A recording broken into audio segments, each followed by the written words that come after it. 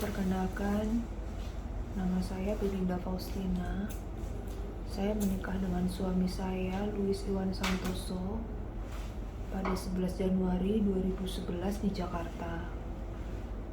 Dari hasil perkawinan, kami memiliki satu orang putra, saat ini berusia 13 tahun. Dalam perkawinan, kami tidak pernah ada masalah, baik-baik saja. Kehidupan berjalan seperti biasa. Suami setiap hari pergi bekerja, mengurusi pekerjaan, selalu pamit kepada saya. Lalu pada tanggal 6 April, suami masih pamit seperti biasa untuk pergi bekerja. Lalu sorenya saya menghubungi handphone suami, tidak bisa. Anak saya menghubungi juga tidak bisa. Kami menunggu dan terus menghubungi, panggilan tidak bisa. Lalu suami saya pulang ke rumah, bilang ada masalah pada pekerjaan dan harus pergi menyelesaikan masalahnya dan mau ke Surabaya. Dalam kepergiannya, suami saya masih kadang menghubungi. Bulan depan juga menghubungi. Juli, Agustus suami saya tidak ada kabar. Saya cemas sekali. Lalu pada tanggal 16 September malam, saya dihubungi oleh Pak Aji dari Polda untuk menyuruh saya datang di tanggal 19 sebagai saksi.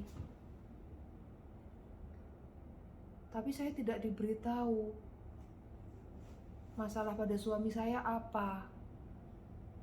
Katanya nanti datang dulu, mau dijelaskan di sana. Lalu karena saya ada di Jawa, saya bersiap pulang tanggal 17-nya untuk kembali ke Jakarta. Di tanggal 18-nya saya ke rumah sakit berobat kembali karena memang saya memaksakan pulang dalam keadaan sakit. Saya di ICU, maksudnya saya di instalasi gawat darurat di rumah sakit Pondok Indah.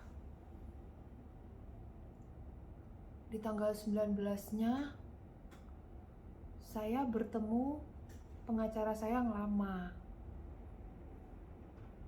Lalu di tanggal 29 saya datang ke Polda untuk dipanggil menjadi saksi. Itu pertama kalinya saya datang ke Polda menemui Bapak Aji. Saya merasakan pengacara saya tidak maksimal dalam mendampingi. Saya juga kurang diperhatikan, tidak ada di sebelah saya. Sepulang dari BAP, tas saya ketinggalan. Jadi saya kembali untuk mengambil tas saya. Pada saat saya mengambil tas saya melihat suami saya itu udah di dalam sel. Lalu saya dekatin suami saya. Suami saya tuh nangis, ketakutan. Saya ngelihat badan suami saya luka-luka, lebam-lebam, biru-biru.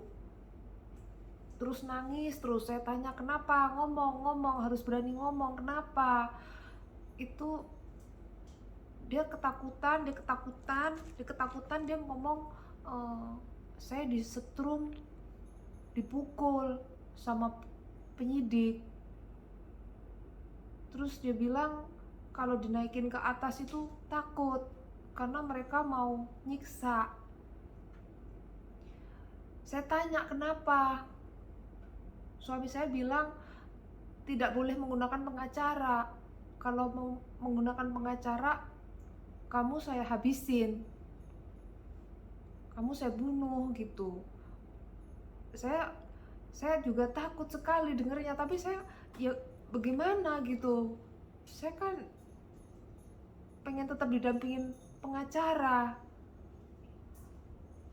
Saya juga hancur sekali ngeliat suami saya seperti itu, ketakutan, sulit bicara dengan saya, nangis.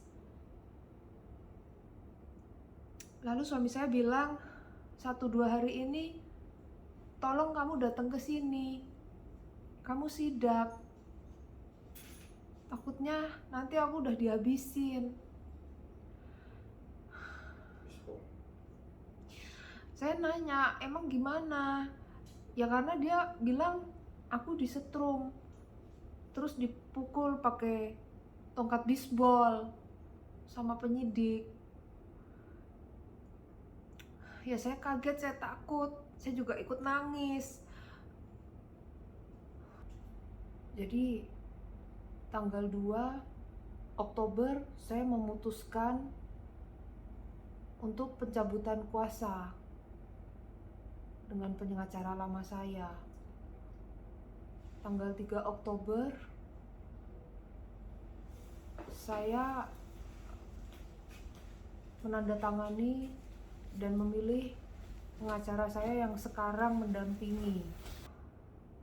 Saat ini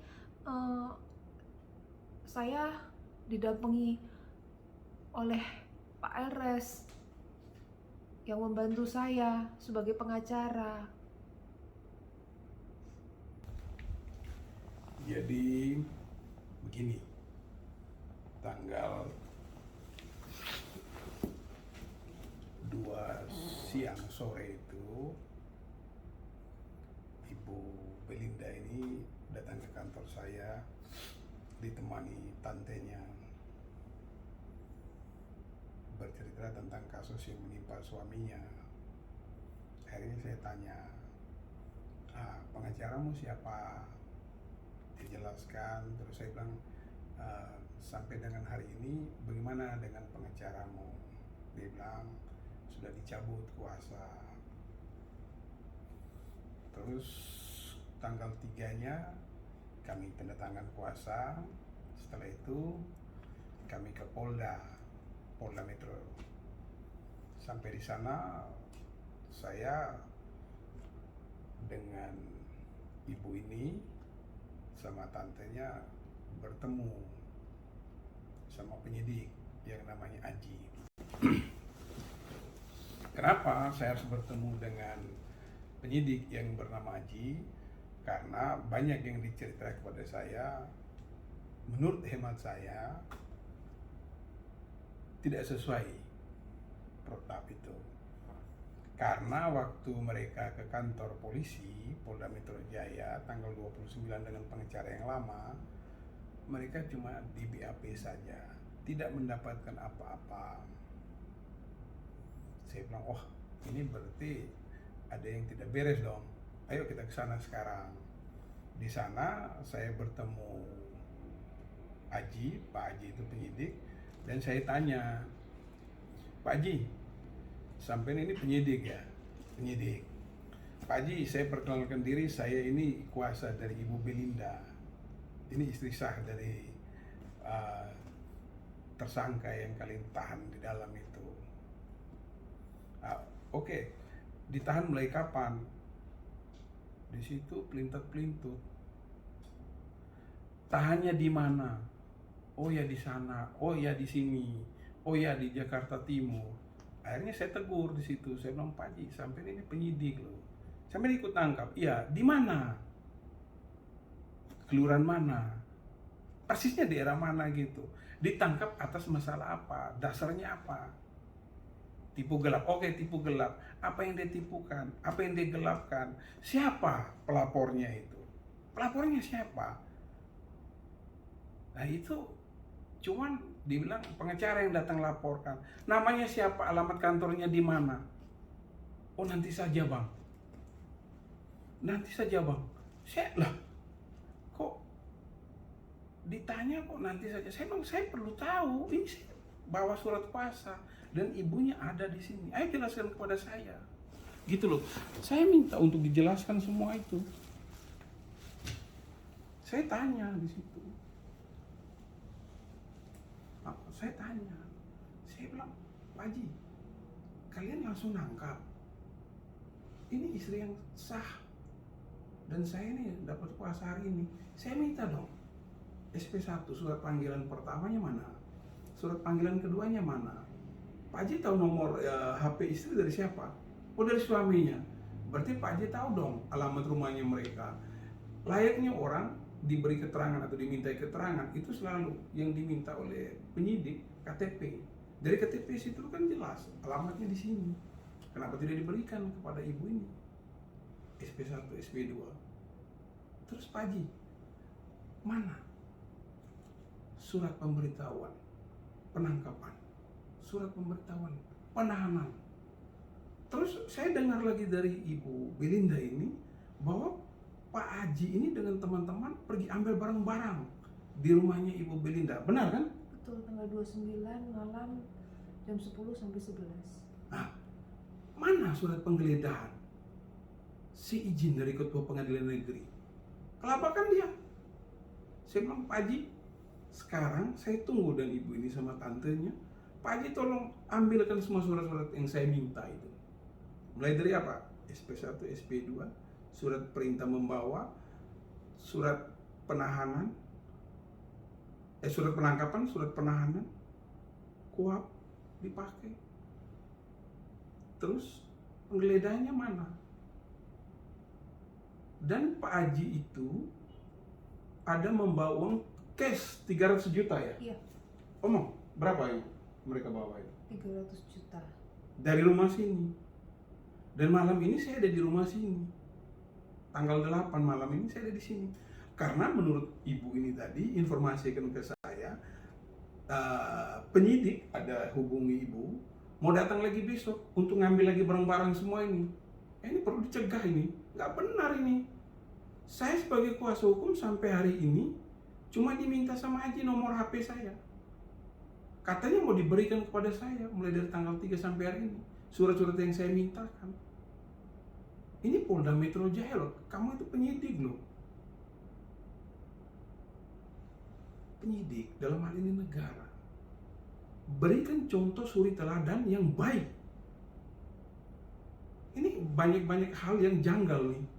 Saya minta kepada bapak-bapak Propam, ini mesti ditindaklanjuti nih penyidik di Polda Metro Jaya ini. Ada beberapa barang yang ambil dari sini. Ada. Apa-apa saja?